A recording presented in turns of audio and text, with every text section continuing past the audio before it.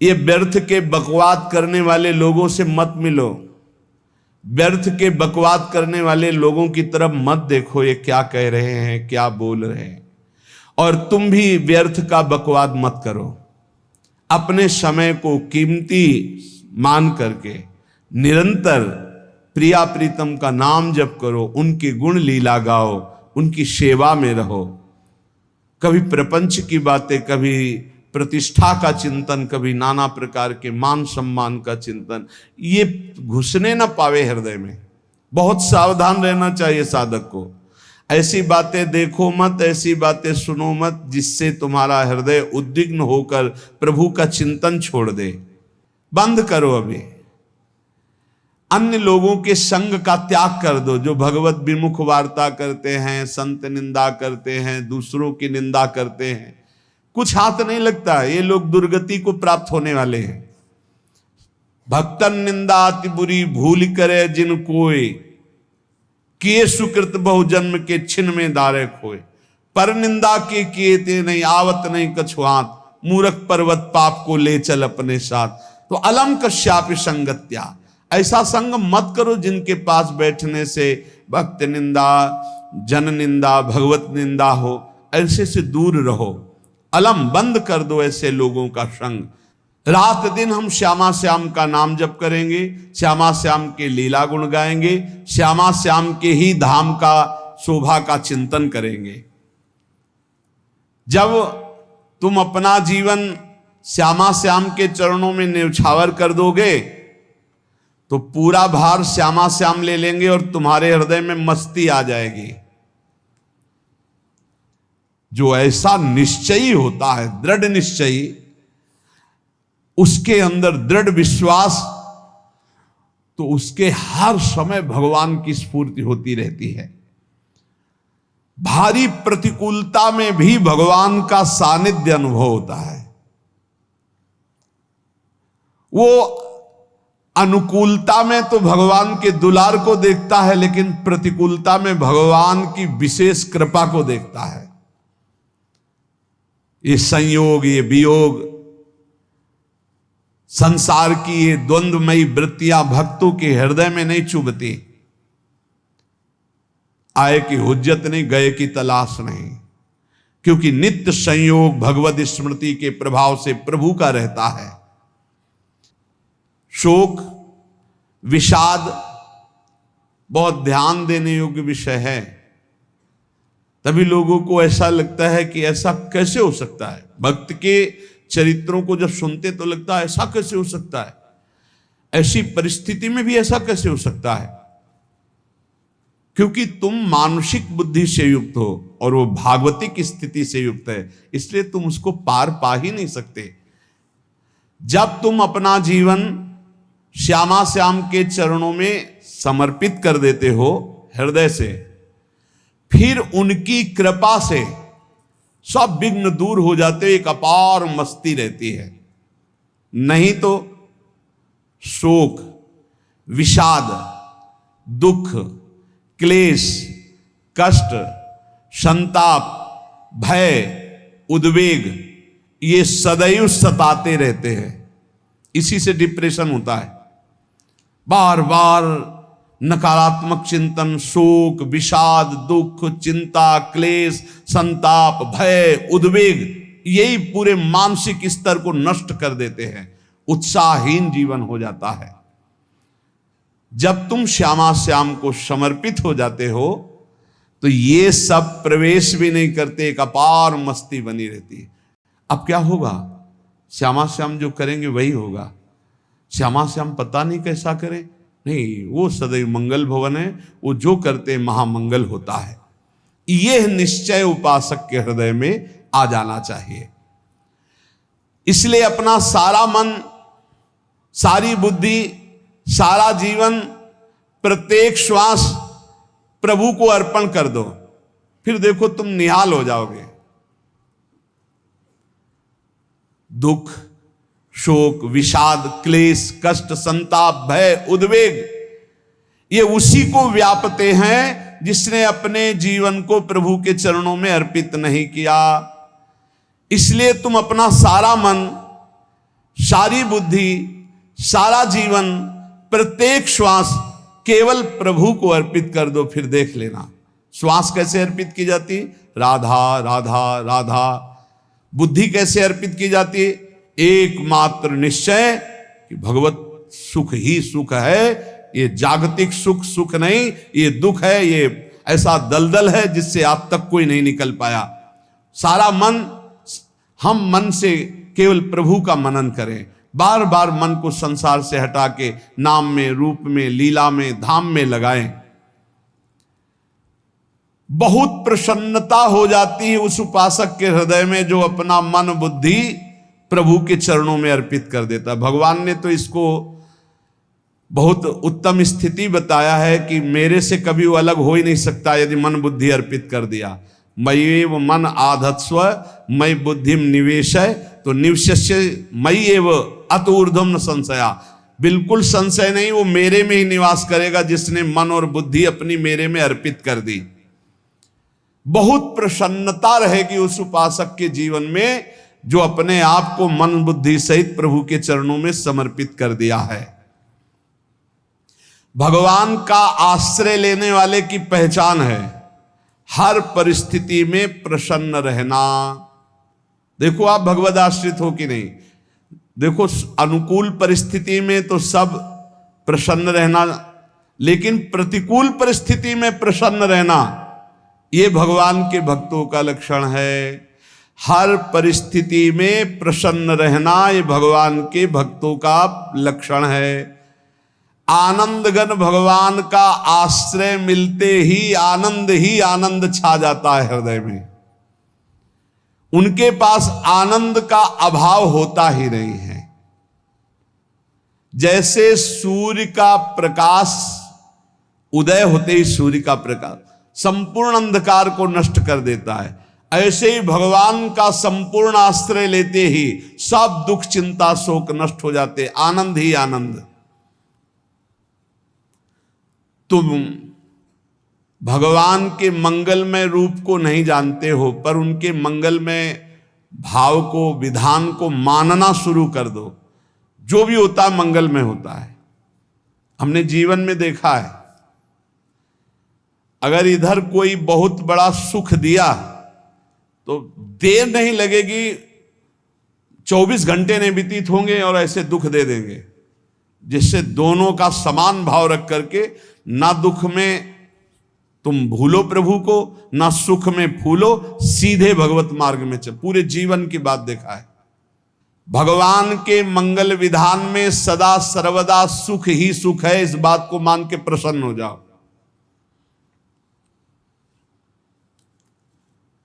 जब भगवान का भजन करने वाले की तन्मयता बढ़ती है भजन में, तो द्वेषी जन अपने आप तैयार हो जाते हैं। भक्त कभी किसी से द्वेष नहीं करता, अपने आप वो द्रोह करने लगते। तो नरसिंह मेहता जी से बहुत गांव के कई लोग थे जो जलते थे, ऐसे जलते थे कि अब क्या करें, कैसे मिटा दे नरसिंह मेहता जी को। अब उपाय तो मिल नहीं रहा था। तो एक दिन संतों की मंडली आई और उन्होंने कहा कि हम रास्ते में कोई चोर आदि धन ना ले ले, इसलिए यहां से किसी की हुंडी चलती है क्या द्वारिका में? पहले ऐसा था। बोले हाँ, हमारे यहां बहुत बड़े सेठ हैं नरसिंह मेहता जी, पर आप कहोगे वो मना कर देंगे। कई बार कहोगे, अगर वो स्वीकार कर ले तो वहां। और उनका लक्ष्य था कि नरसिंह मेहता जी की तो खाने की भी सुविधा नहीं थी, हुंडी कहाँ की बात आई। उनका था कि जब वो ना कहेंगे तो संतजन नाराज हो जाएंगे, अगर हाँ कह दिया तो वहां हुंडी चुकेगी नहीं, तो संतजन अपने आप इनको शाप दे देंगे, अपराध बन जाएगा, ये नष्ट हो जाएंगे। संतों को भेजा नरसिंह मेहता जी ने, सबकी दंडवत की, चरण पखाड़े। तो उनका ये इतना रुपया है, द्वारिका में साधु सेवा हम करेंगे, वहां तुम्हारी हुंडी चलती है, तो आप अरे उनका आप कहाँ भूल रहे हो, यहाँ खाने की भी व्यवस्था। बोले हमें सब पहले से बता दिया गया कि आप मना करोगे, बार बार मना मत करो, हमें पता है।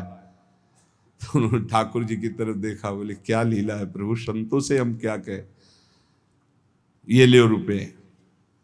उस समय स्वर्ण की मोहरें चलती थी, बेच के बाजार से खूब उन संतों को पवाया, उन्हीं संतों की सेवा की।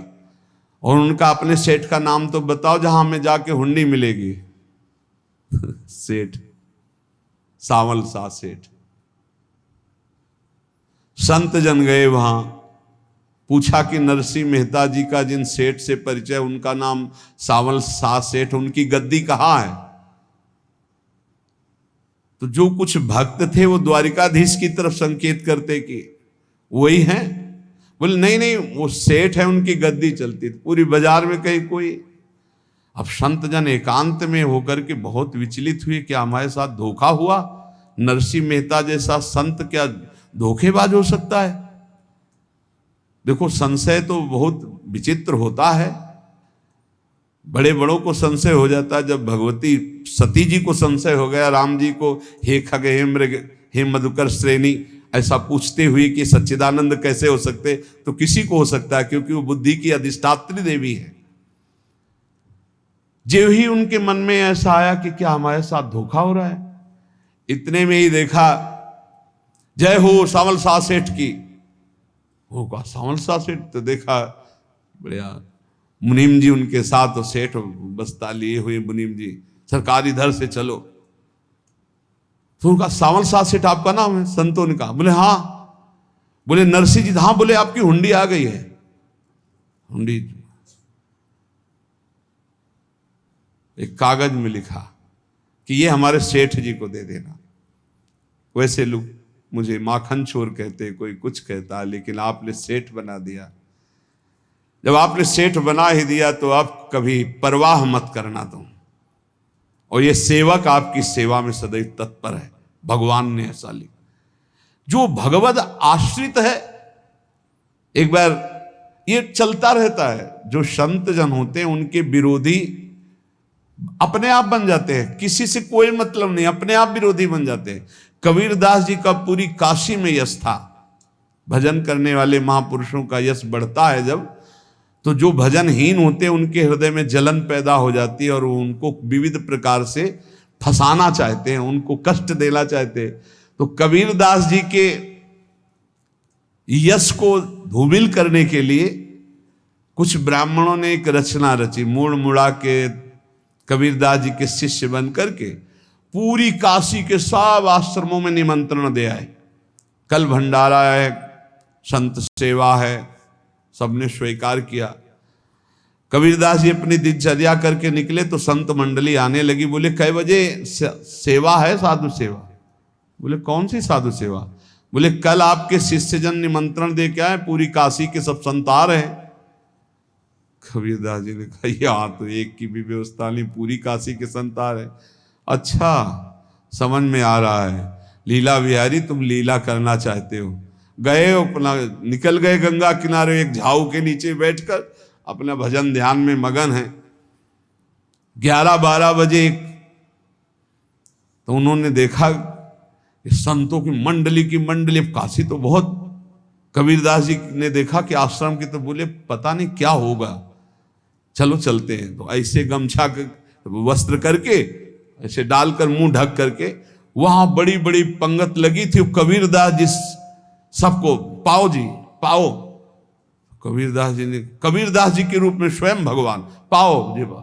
कबीरदास जी ने कहा अच्छा, जब स्वामी परस रहे तो हम भी बैठ के पा ले। तो जब उसी पंगत में बैठ गए अपना कपड़ा ढक करके, और जब मोहरे की दक्षिणा दे रहे थे सब लोग कि वाह कबीरदास जी ने आज तो साधु से। सबको जब कबीरदास जी के सामने आए तो ऐसे मुंह ढके, बोले देखो जो मेरा होता है उसे मुंह छुपाना नहीं पड़ता, मुंह ढकला नहीं पड़ता। लो दक्षिणा, तुम भी दक्षिणा लो। कबीरदास जी को कबीरदास जी दक्षिणा दे रहे, और वो कबीरदास जी है भगवान, और ये पाले वाले कबीरदास जी है भगवान के जन। कभी भगवान अपने, अरे जमाने जोर लगा ले, कितना जोर लगाएगा, भक्त और भगवान का झंडा कभी न झुकने पाएगा। बिल्कुल चिंता, शोक, भय, उद्वेग रहित जीवन भगवद आश्रित। तुम भगवान के मंगल विधान में सदा सर्वदा प्रसन्न रहो। अब ये विचार कर लो कि भगवान जो करेंगे तुम्हारा मंगल करेंगे। अब थोड़ा ऐसा बीच में लगता है कि अमंगल हो रहा है क्या, लेकिन पक्का समझो बहुत बड़ा मंगल उनका विधान होता है। बहुत ही उत्तम मंगल होता है भगवान के शरणागत का। भगवान हमारे विचारों वाले नहीं हैं, हमारे विचार प्राकृतिक है, भगवान के विचार चिदानंदमय हैं। वो अपने विचार से हमारा मंगल करते हो, हम अपने विचार से मंगल चाहते हैं। भगवान के विचार से मंगल ही हमारा होगा, इसलिए कभी हमको चिंता शोक भय नहीं करना चाहिए। भगवान की ओर से कभी तुम्हारे लिए ऐसा विधान नहीं होगा कि तुम दुखी हो जाओ, बस तुम्हारी सोच हो सकती है, उसका परिणाम बहुत मंगल होगा। जगत की ओर से निराश हो जाओ, किसी से आशा मत रखो, फिर आप देखो आपका जीवन कैसा आनंदमय व्यतीत होता है। ये जो जगत की आशा है यही दुख प्रदान करती, सच्ची जगत की आशा ही दुख प्रदान करती है। अगर जगत से कोई संबंध न रखा जाए और भगवत भाव में रहकर तो बहुत अच्छा जीवन चलेगा। अपने कर्तव्य का पालन करो, परिवार को भगवत स्वरूप मानकर पोषण करो, किसी से कोई संबंध मत रखो, कोई आशा मत रखो, यही अध्यात्म सिखाता है। अपने आप भगवत स्वरूप, सबका व्यवहार मंगलमय और आपका जीवन मंगलमय। अपने घर में ऐसे रहो जैसे किसी अतिथि के घर में रह जाता है, चलना है यहां से जाना है। कौन रहता है अपने घर में अतिथि की भांति? भगवान का भक्त। जाना है यहां से, अपनी प्रिया प्रीतम के पास जाना। ये हमारा घर नहीं है, यहां तो हम समय व्यतीत कर रहे हैं, अपनी आयु व्यतीत कर रहे हैं भगवत आराधना करते हुए। हमें जाना है प्रिया प्रीतम के पास। वास्तविक घर भगवान का धाम है हमारा, वास्तविक घर वाले प्रभु हैं हमारे, जो नित्य सच्चिदानंद भगवान के चरणों में अपने चित्त को समर्पित करता रहता है। उसको यह अनुभव होने लगता है कि बड़ी कृपा है हमारे ऊपर, भगवान की बड़ी कृपा है हमारे ऊपर। सर्वसमर्थ परम सुहृद भगवान ऐसे भक्त के ऊपर हर समय वरद हस्त रखे रहते हैं। ये केवल प्रवचन नहीं, सच्ची बात मानिए। ऐसे भगवान का वरद हस्त हर समय रहता है। जब भगवान की छत्र छाया में भक्त अपने को देखता है तो आसपास घोर विपत्तियों का भी समुदाय हो तो भी वो आनंद में मगन रहता है। हर हालत में आनंदित रहना ये भक्त का स्वभाव है। भगवान ऐसे भक्तों को प्यार करते हैं जैसे कछुआ अपने अंडे को बाहर रख आवे और रात दिन उसका चिंतन करे। जब भक्त भगवान को समर्पित होता है तो भगवान रात दिन उसकी ऐसे चिंतन सुरक्षा करते हैं। अभय ये दैवी संपदा का पहला गुण है। ये भगवान के शरणागत पर जागृत हो जाता है, वो भयभीत नहीं होता, किसी भी उससे भयभीत नहीं होता। यही डरप हरिवंश हित जिनो भ्रमय गुण सलिल पर। इस डर से डरते रहना चाहिए कहीं गुण रूपी पानी में फिसल न जाए, नहीं तो गलती हो सकती है। साधक सावधान रहे।